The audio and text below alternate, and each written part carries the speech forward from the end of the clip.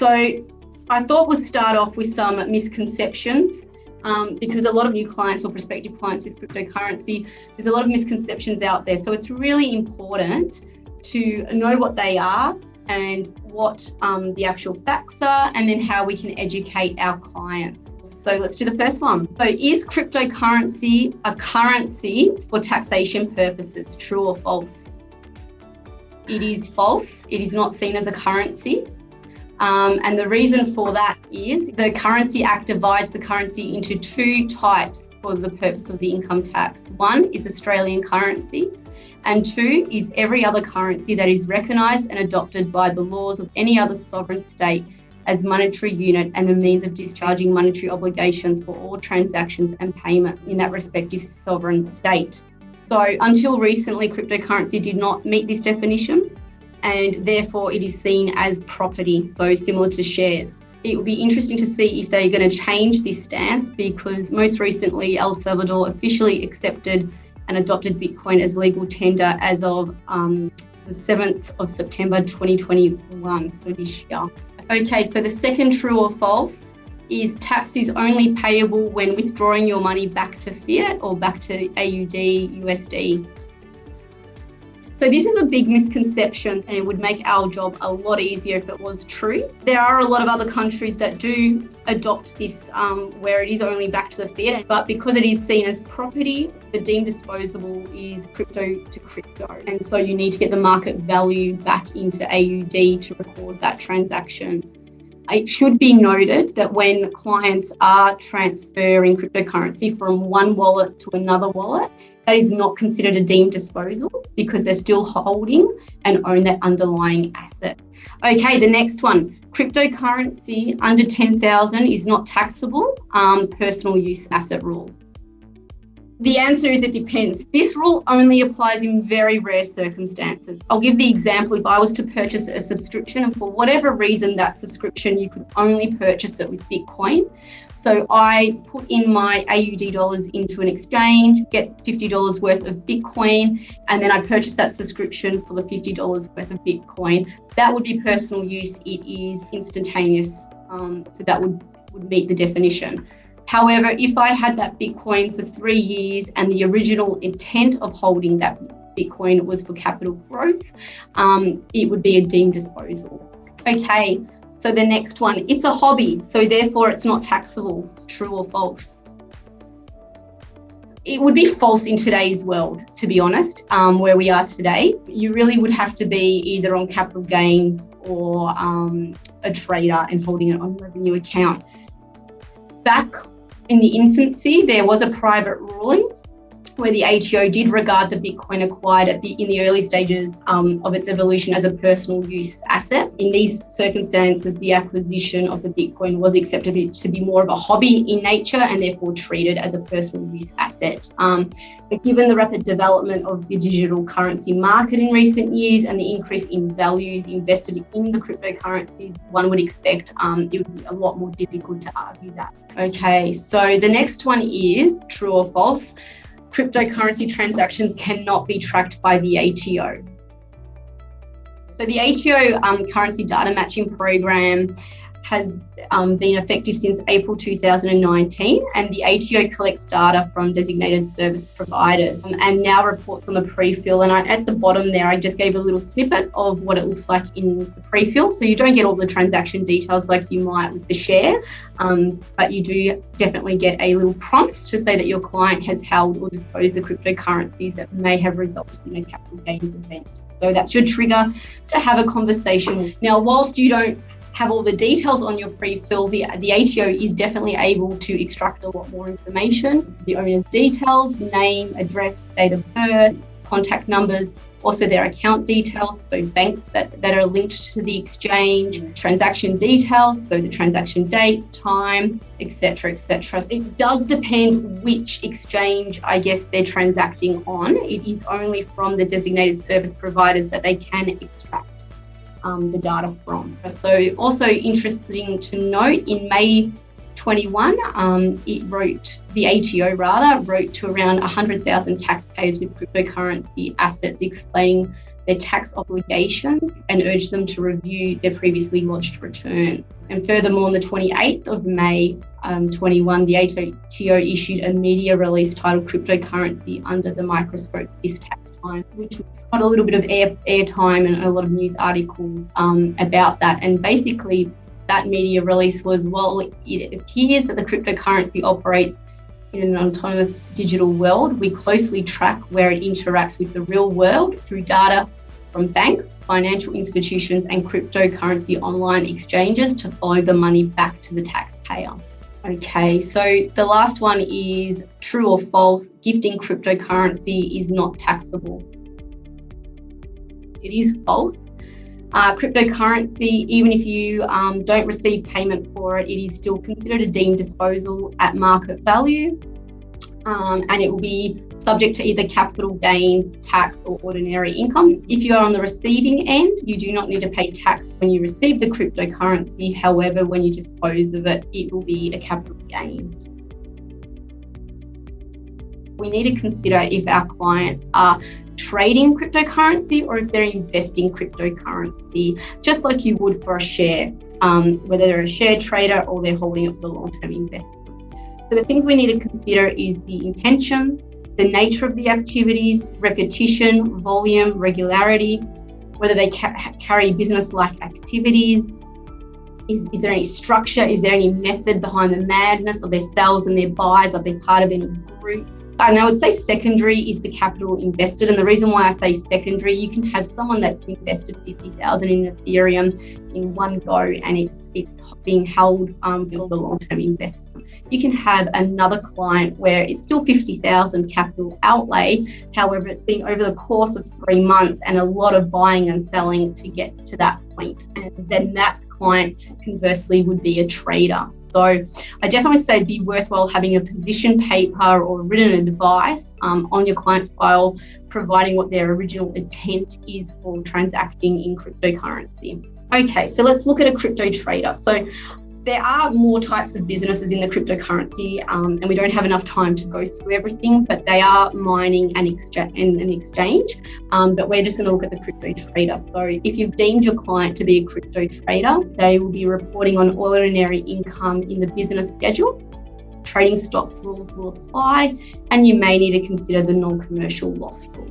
Okay, so if you're an investor, if your client's an investor, it's on capital gains tax. And a disposal occurs, as we've gone through the true and falses, when the cryptocurrency is converted back to the AUD. If you're trading the cryptocurrency for another cryptocurrency, if you sell or gift or buy goods and services, and the CGT discount will apply if it's held personally in a trust or a partnership. And again, I have noted this before, but a wallet-to-wallet transfer does not constitute a deemed disposal. Okay, and I'll just touch on self-managed super funds. So you definitely can invest cryptocurrency in a self-managed super fund. It needs to follow the SIS rules. It needs to be a separation of assets from the member's personal assets, and sometimes that can be difficult. What's really important is that you need to separate the account on the exchanges. So if your client wants to personally hold cryptocurrency, they can, but they need to open a separate account on that exchange in the name of the self-managed super fund. You might want to consider a hard wallet or a hardwire wallet. That's when you take the wallet offline, and it's kind of like, it looks like a USB key if you like, and you can store that somewhere safer. A wallet is where you hold your cryptocurrencies, and so if you change your wallet, you still own the underlying cryptocurrencies, and that's why it's not a deemed disposal. Where an exchange is the platform that you sell and buy the cryptocurrency, and if you're actually selling a cryptocurrency to purchase another cryptocurrency, that is a deemed disposal. Okay, so a declaration of trust may be required.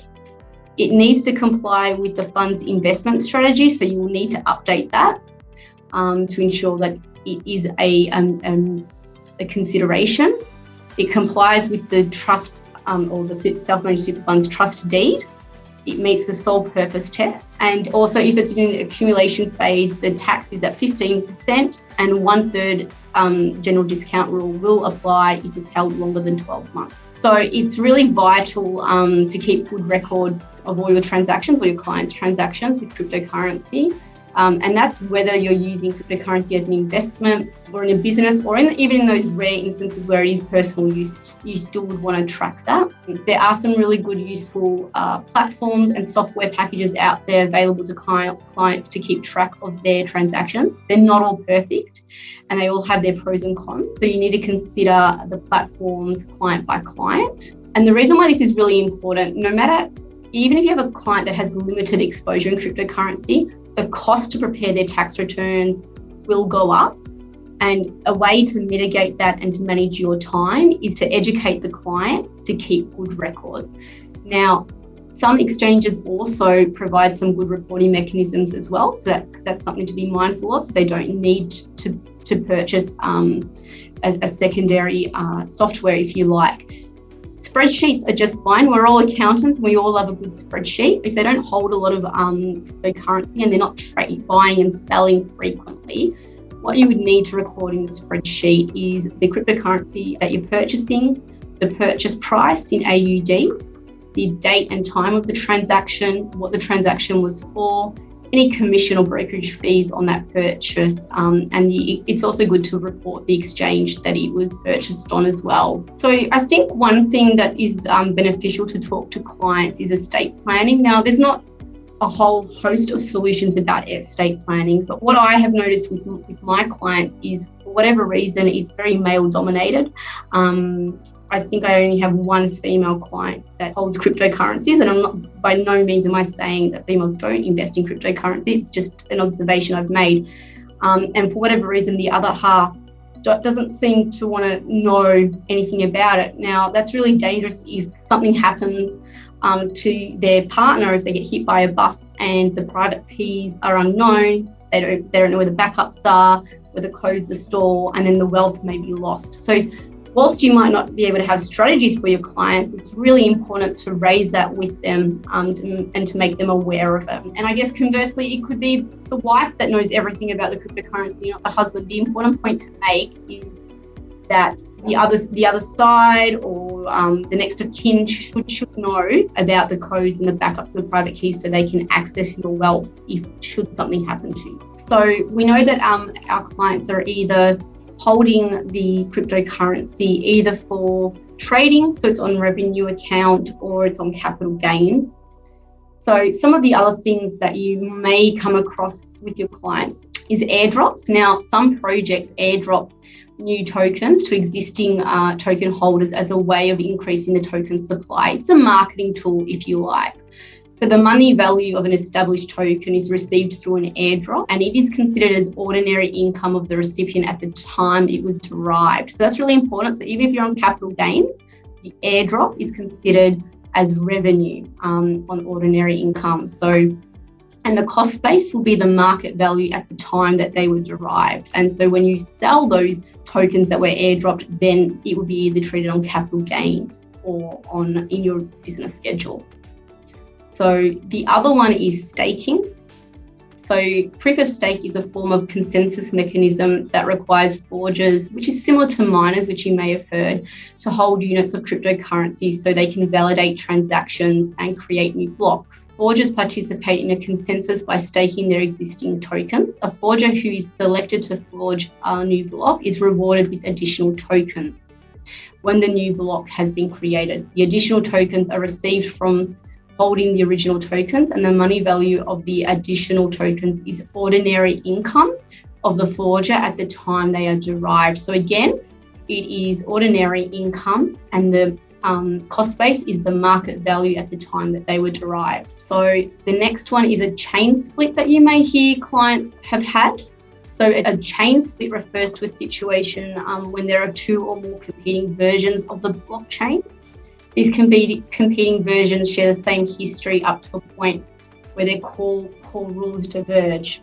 Now, I'll go on revenue account because that's a lot easier. So the new cryptocurrency you receive as a result of the chain split in relation to the cryptocurrencies held in the business you carry will be treated as trading stock if held for sale or exchange in the ordinary course of that business.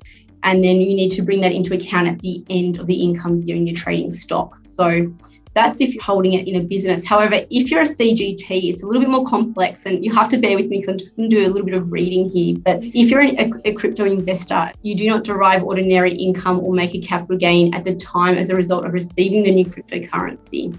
If you hold the new cryptocurrency as an investment for 12 months or more, you may be entitled to a CGT discount. When working out which cryptocurrency is the new asset, you've got the original cryptocurrency at the cost base that you purchased it for, and then this chain split one, which is the new cryptocurrency, if you like, and that's at a zero cost base. So then you need to work out which one is the new and which one was the old. So working out which cryptocurrency is the new asset received as a result of the chain split requires examinations of the rights and relationships existing in each cryptocurrency you hold following the chain split. If one of the cryptocurrencies you hold as a result of the chain split has the same rights and relationships as the original cryptocurrency you held, then it will be the continuation of the original asset.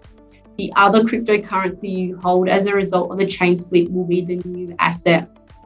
However, sometimes none of the cryptocurrencies you hold following the chain split have the same rights and relationships. And in that case, a CGT event C2 may trigger. So that CGT event C2 may trigger for the original asset. In that case, each of the cryptocurrencies you hold as a result of the chain split will be acquired at the time of the chain split with the cost base of zero. There's also loss or theft of cryptocurrency, I guess, and that you definitely can record that as a loss. Some instances might be an ICU, an initial coin offering that hasn't been successful. A coin's gone defunct, or an exchange, you may not be able to collect. So that's some instances. You may have lost your keys and you just can't access the cryptocurrency. That could be another reason to record the loss. You just need to have proof that you can access, obviously, the cryptocurrency if that's what you're going to record. I appreciate that this is a complex area, and if you do need to reach out and if you have a question or need some assistance, please do.